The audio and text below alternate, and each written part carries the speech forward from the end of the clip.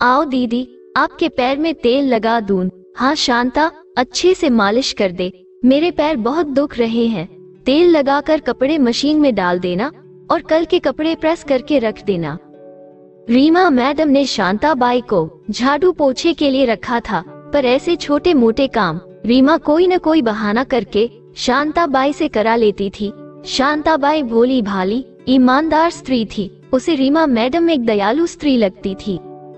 शांताबाई की 2 बेटियां थी जो पढ़ने में कुशाग्र बुद्धि थी। वो अपनी बेटियों को पढ़ा लिखाकर योग्य बनाना चाहती थी।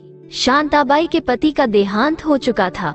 रीमा शांताबाई से हमेशा कहती, अरे शांता, तू चिंता मत कर, मैंने तुझे झाड़ू पोछे के लिए रखा है, मेरा छोटा मोटा काम कर दिया कर, इसके बदले में तेरे एक्स्ट्रा काम के पैसे मैं अपने पास जमा कर लिया करूंगी। तेरी बेटी की पढ़ाई के समय वो पैसे काम आ जाएंगे। शांताबाई रीमा मैडम पर विश्वास कर सिर हिला देती।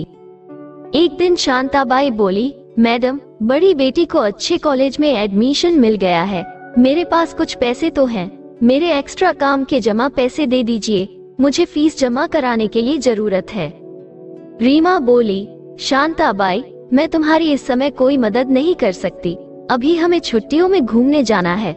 शांताबाई बोली, मैडम, आपने ही तो एक्स्ट्रा काम के पैसे अपने पास जमा करने की बात कही थी, मैं रोज 3 घंटे आपके घर में ज्यादा काम करती रही, इस उम्मीद से कि जमा पैसे बेटी की पढ़ाई में काम आएंगे। मेरी मेहनत के पैसे आपके पास जमा हैं, उस पर मेरा अधिकार है। रीमा बोली, थोड़े से काम के कौन पैसे देता है मैडम, 3 घंटे और कहीं काम करती तो कितना पैसा जमा कर लेती, ऐसा धोखा खाकर मुझे अब आपका काम नहीं करना है। कहते हुए शांताबाई भारी मन से चली गई। एक दिन सीढ़ियों से गिरने के कारण रीमा की पैर की हड्डी टूट गई।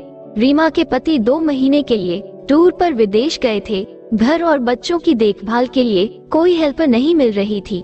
4 गुने पैसों में एक नई आशाबाई को रखा, जिसका ध्यान फोन पर अधिक, काम पर कम था।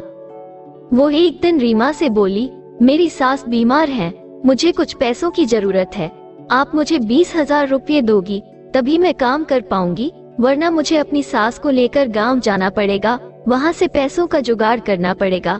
कोई बाई रीमा के घर काम करने को तैयार न थी।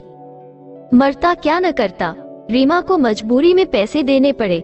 पैसे लेकर आशाबाई फिर कभी लौट कर नहीं आई। भोली सच्ची शांताबाई को धोखा देने वाली रीमा को आशाबाई से धोखा खाना महंगा पड़ा। यही कर्मों का गुना फल है। मासूम, ईमानदार, मेहनतकश इंसान की आत्मा से निकली बदुआ और धोखेबाज का कर्मफल अवश्य ही उसके सामने आता है। आशा करती हूँ आपको ये कहानी पसंद आई होगी। पसंद आई हो तो वीडियो को लाइक कर दीजिएगा, अपने दोस्तों के साथ शेयर कर लीजिएगा और हाँ, आपके अपने चैनल कहानी मेला को सब्सक्राइब करना मत भूलना। धन्यवाद।